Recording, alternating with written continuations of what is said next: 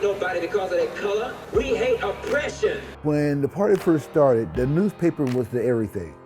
We were so young and so dedicated. The art that I was doing in the Marine Corps was to help kill people. I felt like the art that I was doing in the Black Panther Party was trying to save people. There was content to every piece that we did, and it was saying something. To fight hunger, to fight injustice, to get health services. The Black Panther Party is a place where you came to solve problems and help the community.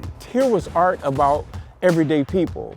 Art may have been provocative, but it wasn't distorted interpretation. It was a provocative interpretation.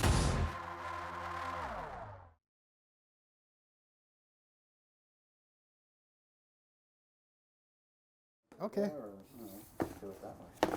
Here you go. So this is historical starting stuff. This image here. It was one of the first. This is when I did this when I was in the Black Arts movement, going into the Black Panther Party, but they liked it because it dealt with the issue, social justice issue about housing.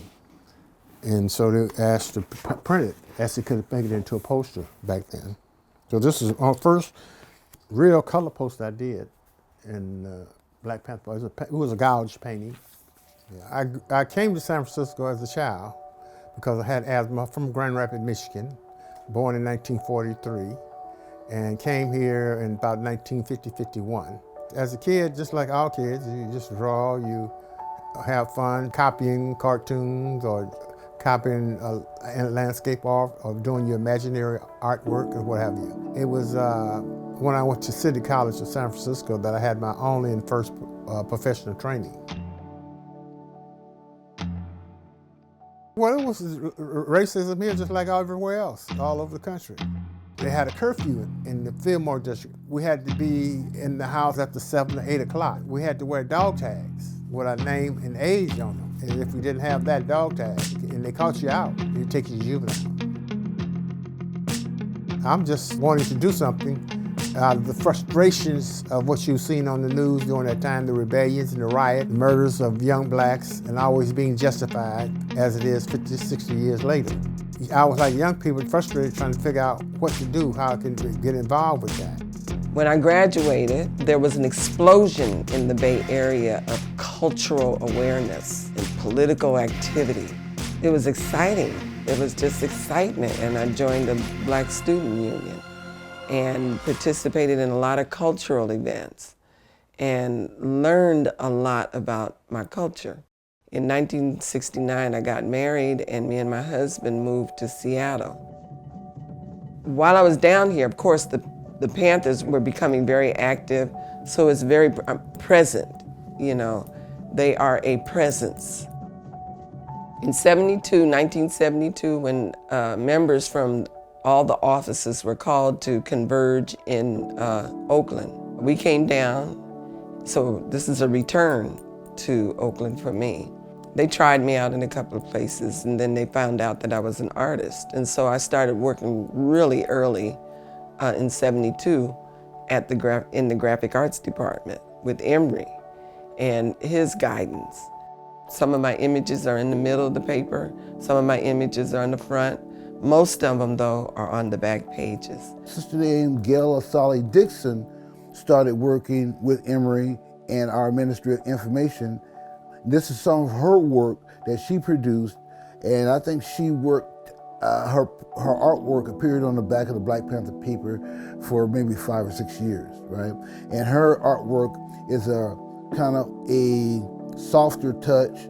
Her focus is like women, senior citizens, young kids. This is another piece of her work. And this says, I'm against war, the war in Vietnam. I'm for African liberation, voter registration, and for people's survival. You know, she's portraying a strong sister. She believes in African liberation. She believes that if we need to register to vote so we can have our representatives represent us. When I started working on the paper, they say we want to have a lot of photographs, a lot of images, and you do the artwork. So they could get the gist of the story by seeing the artwork or reading the captions or looking at the photographs. This particular artwork was done by a brother named Malik Edwards. Malik is a brother who came to the party from the Vietnam War, worked in the DC office, and we discovered he had skills, and we transferred him to national headquarters, and he began working with Emory. The art that I was doing in the Marine Corps was to help kill people. And I felt like the art that I was doing in the Black Panther Party was trying to save people. My art tried to reflect that. I do a lot of stuff about thought and thinking and trying to get people to really be reasonable in their thinking and what they're gonna do. Because a lot of times, if you do stuff based on anger, well, what happens when the anger goes away? But if you thought about it, so all your moves is not about anger, it's about getting a result. Back in the 60s, in the early 70s, literacy was a problem in a lot of communities, and well, it still is today. So we had to make sure we made our point with every drawing we did.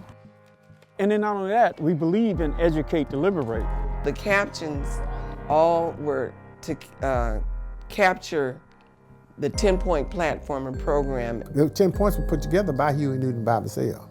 That was the foundation of the organization itself, what we wanted, what we believed. Number one is we want freedom, we want power to determine the destiny of our community. Dealt with self-defense, the pig drawing. Emory, he took the concept of the pig and developed into, it gave it not only feet, it gave him a uniform, and the pig took on this whole different character.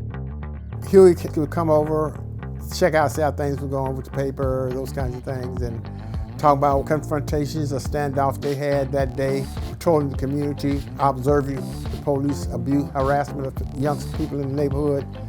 They call them pigs and swines and those kinds. So he brought me an image of a pig on 4 hooks and said, we want to put this image in the paper each week, and we want to put the badge number on this pig and the badge number of the police who are intimidating and violating their rights, people's rights in the community.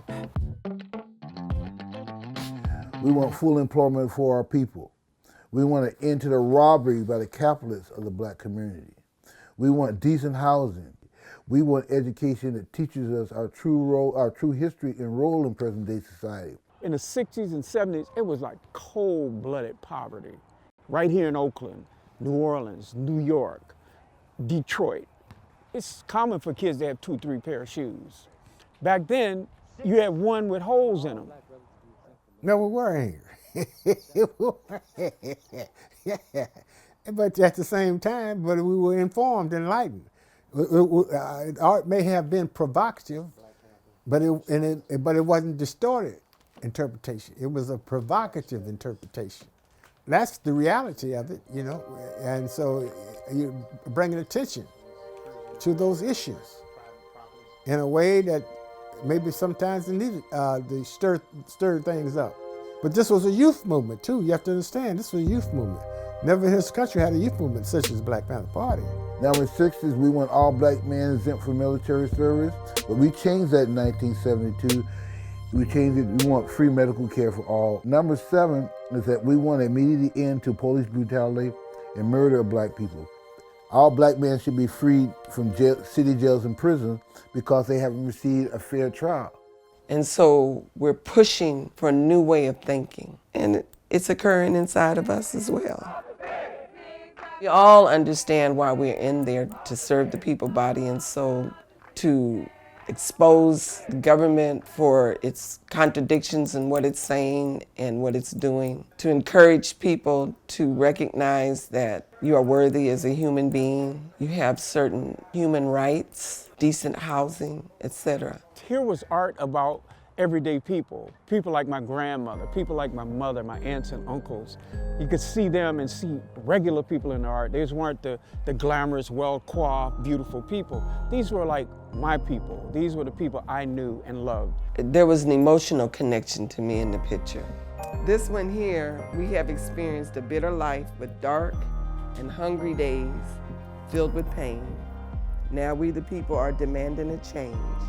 Some of us maybe had some really bad experiences. Some of us had maybe middle class experiences. It didn't matter. What we knew was that there was injustice in this country. And then it was just fulfilling to be able to use your art in that way. That every day you got up and you drew a picture, you did a flyer, you did a poster, it meant something.